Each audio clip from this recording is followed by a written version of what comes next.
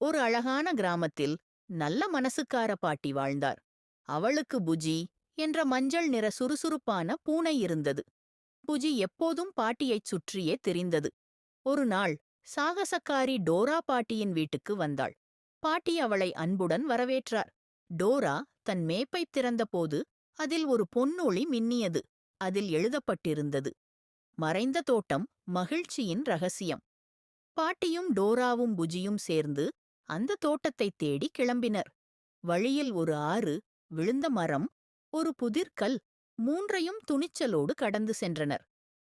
Dora தன் பையிலிருந்து மடிக்கக்கூடிய பாலம் எடுத்து ஆற்றை கடந்து விட்டாள். மரம் மரித்த பாதையில் புஜி மேலே ஏறி கயிறை கீழே போட்டது. புதிர்கல் கேட்ட கேள்விகளுக்கு பாட்டியும் டோராவும் சரியான பதில் சொன்னார்கள். நட்சத்திரம், காற்று, அன்பு. அந்த கல் திறந்து அவர்கள் மறைந்த தோட்டத்தை கண்டார்கள். நிறமிகு மலர்கள், பறவைகள், நீரூற்று, பட்டாம்பூச்சிகள்.